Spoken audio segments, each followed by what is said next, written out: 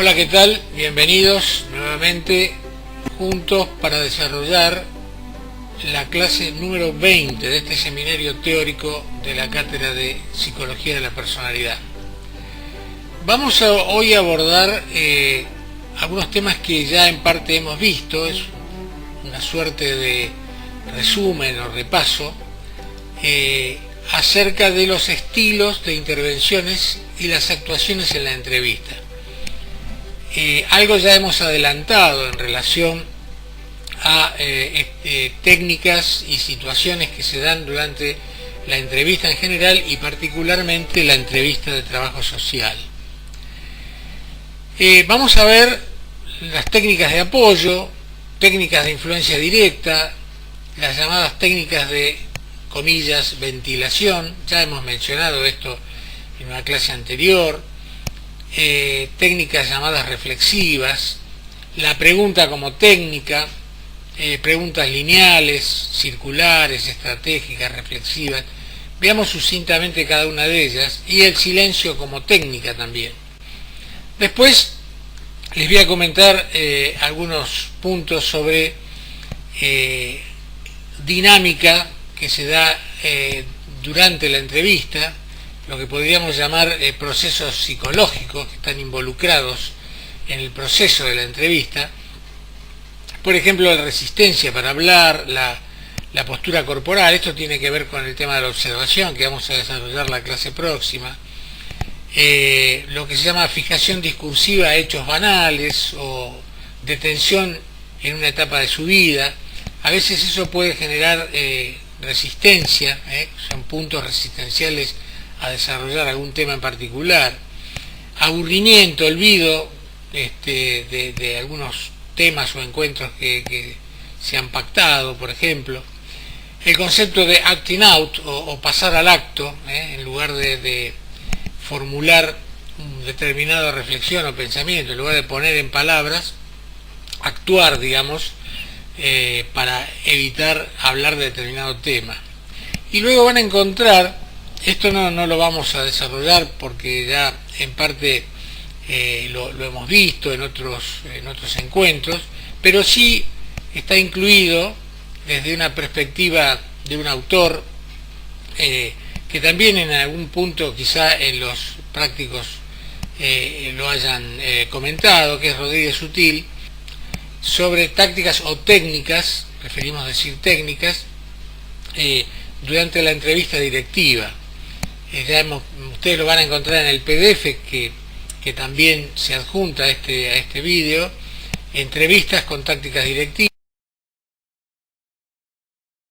entrevistas con tácticas no directivas, entrevistas con tácticas semidirectivas, la entrevista desde la perspectiva psicodinámica, el concepto de transferencia, que es un concepto que proviene del psicoanálisis, pero que perfectamente lo podemos tener en cuenta en una entrevista de trabajo social, la ansiedad durante la entrevista. Bueno, estos temas ya lo hemos visto, pero lo hemos incluido desde la perspectiva de este autor en el PDF. Bien, dentro de los estilos de intervenciones en una entrevista de trabajo social, encontramos lo que llaman técnicas de apoyo, ¿no? ¿Esto qué significa? Que mediante el interés por la situación en la que está el entrevistado, el comentario que puede ir haciendo en relación a un conflicto, a un problema, etc., la técnica de apoyo consiste en empatizar con él, empatizar desde el punto de vista de que le transmitimos la comprensión de lo que le está pasando. Esto es muy importante, es decir, hay un apoyo, pero ese apoyo no necesariamente es un apoyo normativo, explícito, por ejemplo, diciéndole, está muy bien lo que usted ha hecho, yo estoy de acuerdo con usted. Eso podría ser en una situación muy particular, pero la técnica de apoyo es, por ejemplo, lo entiendo, lo comprendo, sí, seguramente esto lo ha angustiado mucho, y no buscó la posibilidad de conectarse porque esta persona le puede dar información que a usted lo ayude. Es decir, nuestra actitud de comprensión y también de formular alternativas forma parte del apoyo, el estar empatizando básicamente con el discurso del entrevistado. Luego aparece, como ustedes podrán ver en el PDF, lo que llaman técnicas de influencia directa. Ahí sí, consiste básicamente en expresar opiniones, orientaciones sobre la actuación del entrevistado, pero siempre con mucha prudencia. Para que pueda ser efectiva, requiere, por parte del entrevistador, evidentemente haber generado previamente una relación de confianza, una relación positiva. Es decir, una opinión dada a los 2 minutos de la entrevista, donde todavía el entrevistado está en una fase de lo que llamamos ansiedad persecutoria, no sabe bien qué actitud vamos a tomar, quizá está en un lugar que él no conoce, se siente un poco incómodo, ahí no es conveniente dar opiniones. En general, la posibilidad de dar una opinión tiene que estar dada en un contexto que efectivamente primero se haya establecido una buena empatía y en segundo lugar realmente sea útil para poder continuar con la entrevista o para poder asistir ante una situación donde nuestra opinión va en sentido de fortalecer el yo del entrevistado. Nunca una opinión, digamos, donde podría generar en el entrevistado una situación de rechazo, una situación de angustia, una situación de descalificación de la palabra del entrevistado. ¿Por qué?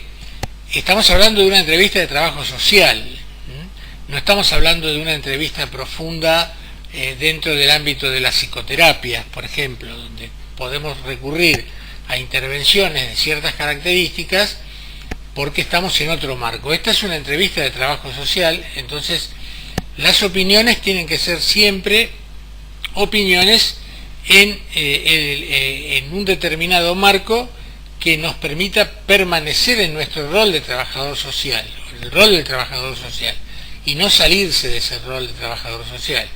En ese sentido, las opiniones de influencia directa deben ser muy bien evaluadas antes de ser formuladas. Otra técnica es la que se llama técnicas de ventilación. Este es un concepto que quizá confunda, quizá no sea el más adecuado.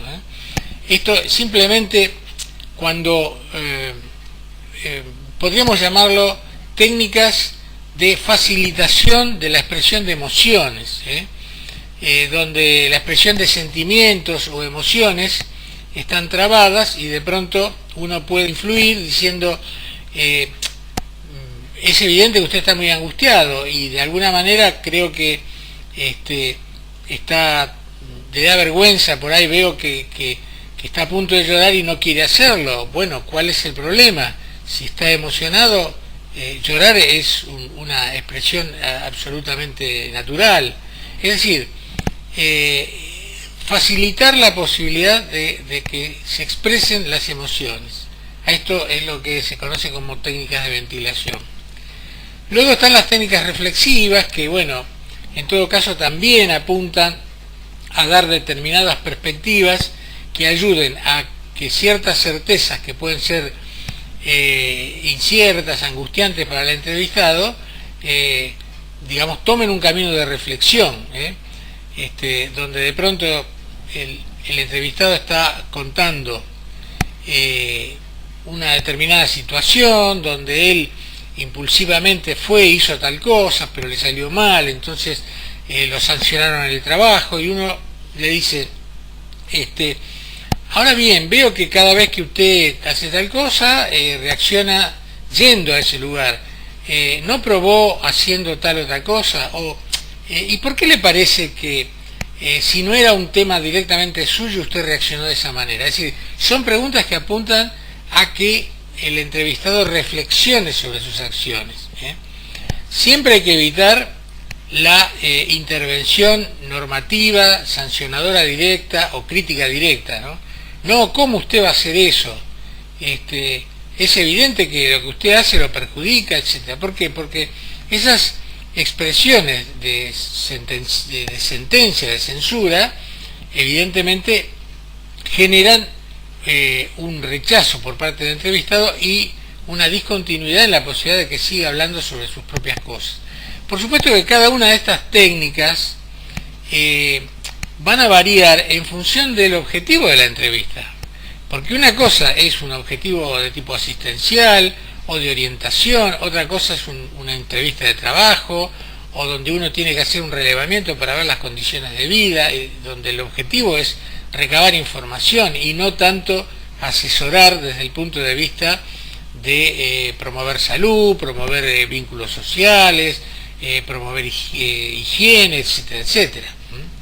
Entonces los marcos referenciales cambian ahí y las técnicas van a ser más o menos útiles en función del tipo de entrevista, obviamente dentro del trabajo social, pero del objetivo de la entrevista que se está llevando a cabo. Bueno, la pregunta como técnica es también lo que estamos diciendo, ¿no? Hacemos una pregunta como una forma de destrabar una situación, de abrir un nuevo tema, de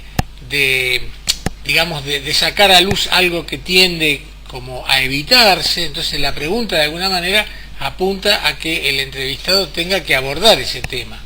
Bien, después está en lo que ahí en el PDF ustedes verán como preguntas lineales. Estas preguntas se llaman lineales porque apuntan directamente a la obtención de datos concretos. Por ejemplo, ¿cuánto hace que lo despidieron en su trabajo? ¿O cuánto hace que comenzó a trabajar? ¿Y cuántos hijos tiene? Y cuando su hermano lo llamó por teléfono, ¿usted estaba viviendo en ese domicilio? Son preguntas directas. Las preguntas llamadas circulares tienen que ver, como yo expliqué también en una clase anterior, a una reunión grupal donde uno hace una pregunta y esa pregunta genera a su vez una determinada respuesta o una pregunta a su vez de uno de los integrantes del grupo familiar, por ejemplo, y eso hace que otro integrante de alguna manera o le responda a ese primer integrante o inclusive le responda al propio entrevistador, ¿no? Claro, como está diciendo mi papá, esto sucedió así, pero yo quiero recordar que también en aquella ocasión, es decir, que esa pregunta hace circular respuestas o genera nuevas preguntas dentro del propio grupo. Esto es lo que llaman preguntas circulares. Las preguntas estratégicas tienen un objetivo, digamos, de alguna manera directivo a destrabar una situación. Son preguntas muy puntuales que de alguna manera destraban una situación o generan lo que en psicoterapia se llama el insight, o sea que la persona de pronto se da cuenta de una situación a través de la pregunta. Es algo así como, esa es una pregunta clave y la persona que venía dando una determinada visión de un problema, de pronto se conmueve, haga una comunicación gestual, o se quede en silencio, o haga un gesto emocionado. ¿Por qué? Porque es aquello que estaba no dicho, aquello que estaba oculto, aquello que él no podía asumir, o aquello de lo cual no se hablaba, de esto no se habla. Y de pronto esa pregunta es una pregunta estratégica porque destraba una situación. Por eso el trabajador social, que en algún momento de una entrevista, cuando una entrevista tiene objetivos de asesoramiento, de promoción de salud y demás, tiene evidentemente contenidos terapéuticos en el sentido de que facilitan el acceso a una mejor vida o a una reflexión sobre la calidad de vida y demás, pero el trabajador social tiene que tener en cuenta que una excesiva movilización emocional está siempre en el límite, en el sentido que después hay que contenerla o puede abrir situaciones que compliquen la entrevista de trabajo social. Por eso las interpretaciones o las preguntas estratégicas deben hacerse también puntualmente y siempre con moderación. Es decir, cuanto más moderado, cuanto más continente sea el entrevistador, mejor será la dinámica de la entrevista. Eso no quiere decir que uno no toque temas importantes, o que no incida directamente en cuestiones que son centrales para el objetivo de la entrevista. Pero no hacer preguntas o comentarios que saquen el foco del objetivo de la entrevista, porque el objetivo de la entrevista es obtener información, por ejemplo, o promocionar salud, en el caso de que sea una entrevista de promoción, de prevención, de asesoramiento. Bien, lo importante es tener en cuenta para qué estoy haciendo esta entrevista, cuál es el objetivo de esta entrevista, cuál fue la demanda, por qué estoy yo acá como trabajador social, como entrevistador, como profesional. Me llamaron, vengo porque me interesa una información, estoy haciendo un trabajo de promoción, y entonces todo aquello que salga de ese foco evidentemente no es pertinente.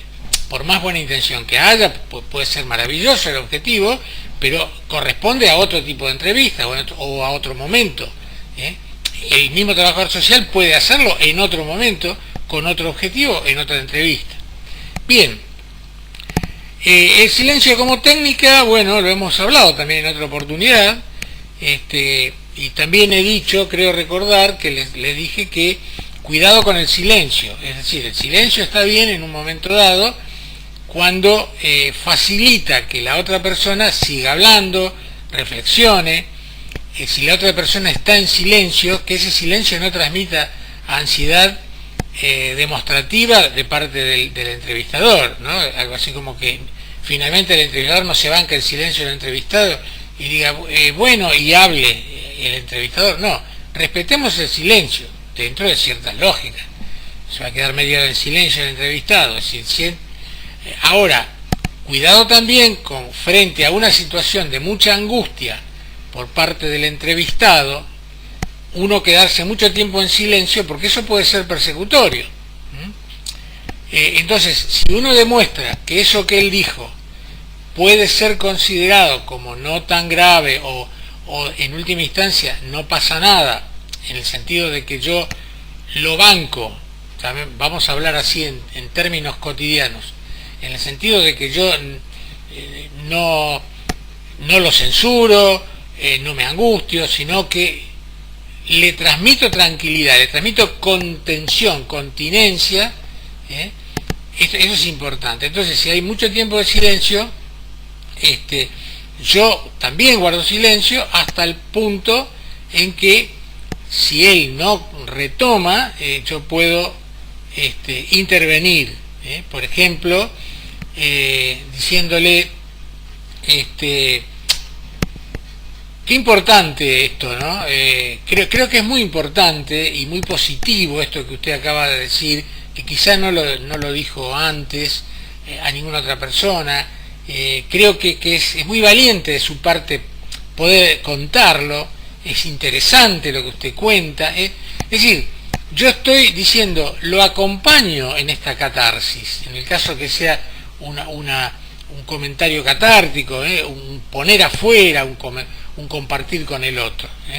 Así que bueno, cuidado con el silencio como técnica, no abusar de él. Bien, y para finalizar, algunos comentarios breves sobre lo que les adelanté, los procesos psicológicos involucrados en el proceso de la entrevista.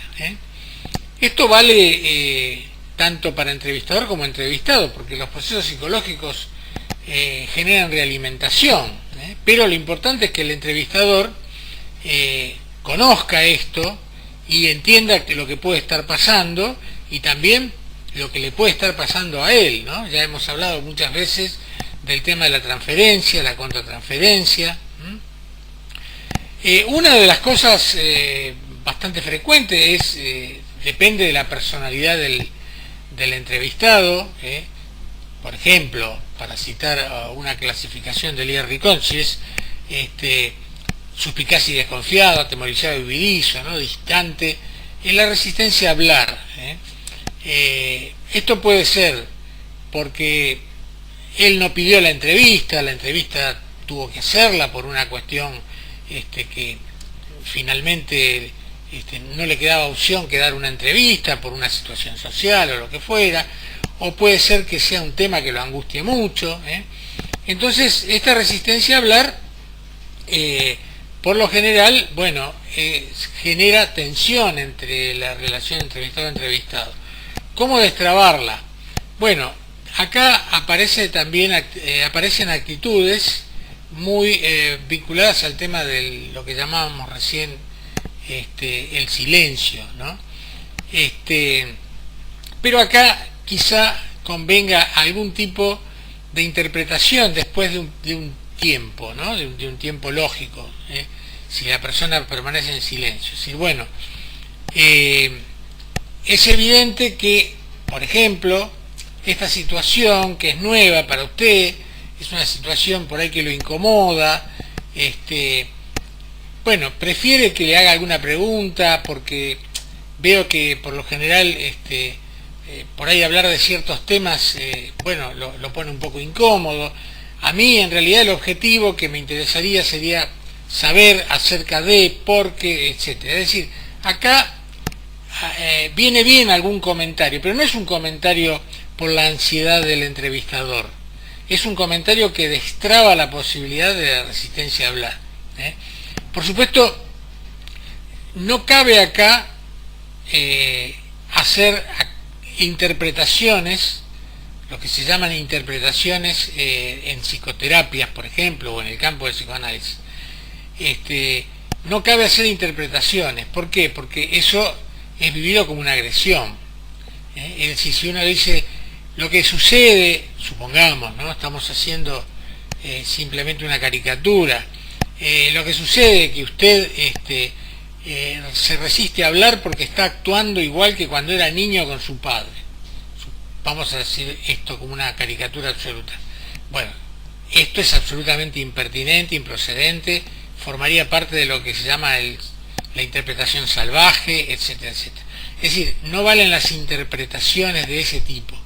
Sí, por ejemplo, si uno lo toma como interpretación, decir, es evidente que es la primera vez que usted hace una entrevista, yo entiendo que es un poco difícil, pero bueno, tranquilo, porque acá el objetivo es que yo necesito conocer algunas cosas, porque usted solicitó una beca o usted solicitó determinada ayuda y yo necesito conocer determinadas cosas. Es decir, esto de alguna manera le da tranquilidad al entrevistado. Bueno, respecto a la postura corporal, tiene que ver con, ya lo hemos visto, ¿no? Con el lenguaje corporal, básicamente. Es muy importante, esto tiene que ver con una parte de la observación. No solamente lo que dice, sino cómo lo dice, y acá también, esto sirve desde el punto de vista del entrevistador para entender la personalidad del entrevistado, no para interpretarle, para entender, digamos, qué le pasa a la persona que está frente a mí. Y además, todo eso es una información adicional que yo tengo. Salvo una situación muy extrema, donde la persona manifiesta que se siente mal y demás, entonces sí, bueno, veo que usted, ¿qué le pasa? O veo que se lleva las manos a la cabeza constantemente, no, me duele mucho etcétera, ¿no? Es decir, pero yo no debo interpretar, como trabajador social, no debo interpretar la postura corporal. Por ejemplo, él me está diciendo, sí, porque yo soy una persona muy sociable y además, y de pronto uno ve que la postura corporal es una postura que no coincide con esa extroversión. Y uno no debe decirle, bueno, pero fíjese que usted está diciendo una cosa, pero fíjese cómo actúa, su cuerpo dice otra cosa. No, esto no corresponde a una entrevista de trabajo social. Correspondería dentro de un marco terapéutico de otras características, con otras técnicas. Hago estas observaciones porque a veces se confunden cosas, ¿no? Y por ahí uno piensa que que lo puede ayudar al entrevistado diciéndole eso. No, porque si la entrevista es de trabajo social, tiene sus características, sus pertinencias, y dentro del campo del trabajo social tenemos muchas posibilidades. Obviamente, no solamente recabar información, asesorar, prevenir, promocionar, etcétera. Bueno, y dentro de eso también, dentro de la resistencia, está la fijación discursiva a hechos que por ahí no hacen al objetivo de la entrevista. De pronto Sí, porque yo salgo mucho, ayer fui a ver tal película, y se pone a contar la película. Bueno, puede ser interesantísima la película, pero está bien, uno no le va a decir, no me cuente la película, pero al rato decís, mire, me parece que usted está muy entusiasmado con la película, la verdad que he tomado nota, la verdad que me entusiasmó a mí también, ya la voy a ir a ver yo, pero veníamos hablando de que usted tiene mucha vida social y demás, bueno, pero claro, ¿se acuerda cuando tuvo el problema aquel, si uno lo vuelve otra vez al eje, que es el eje que a mí me interesa en cuanto a recabar información? Salvo que la entrevista no sea semiestructurada o estructurada y sea una entrevista completamente libre. Bueno, usted hable de lo que quiera durante 40 minutos. Esto no es el objetivo muy frecuente en el trabajo social. Bien. Y bueno, finalmente tenemos lo que llama aburrimiento, olvido, etcétera, también tiene que ver, son de alguna manera todas respuestas que tienen que ver con la resistencia o a hablar o a abordar determinado tema, y forma parte también del estilo de persona. No es lo mismo una persona lógica que va a centrarse obsesivamente en algunas cosas para controlar, que una personalidad muy demostrativa, que salta de un tema para el otro, que de alguna manera pretende seducir al entrevistador, la entrevistadora, en el sentido de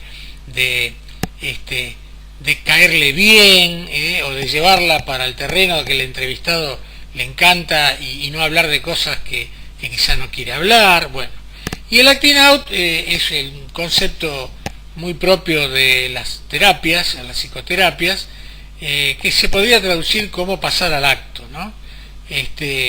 Actuar en lugar de poner en palabras lo sentido, lo pensado, etc.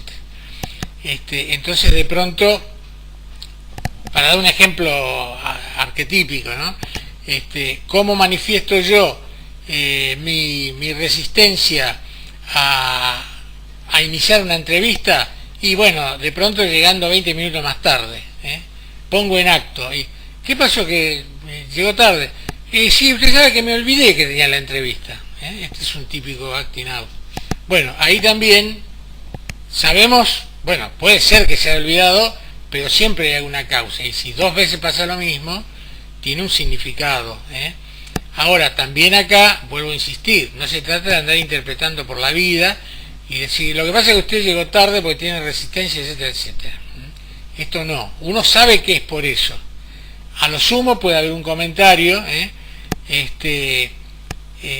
bueno, ¿qué tal? ¿Cómo cuando hablamos por teléfono le entusiasmó la entrevista o en realidad ¿no? De alguna manera uno está tratando de buscar que él asuma que no le gustaba mucho la idea de venir a una entrevista, y con el tiempo va a decirlo. Sí, la verdad que yo tenía mucho miedo en venir, pero ahora veo que realmente estoy contento de haber venido. Ahora, si uno de entrada le dice, no, porque usted vino tarde porque en realidad no quería venir a la entrevista, ya empezamos mal la entrevista. Bueno, con esto cerramos porque era todo un repaso muy rápido. Vuelvan a leer el PDF. La mayor parte de los temas que hemos abordado hoy ya lo hemos de alguna manera mencionado en las clases anteriores, pero bueno, tocaba hoy justamente profundizar un poco más sobre estos temas. Nos queda la clase 21, la próxima. Vamos a cerrar con esa clase el módulo que habla de la entrevista específicamente, y en esa clase vamos a abordar el tema de la observación, tema también visto, pero le vamos a buscar también algunas vueltas que quizá no hemos detallado. Muy bien, gracias.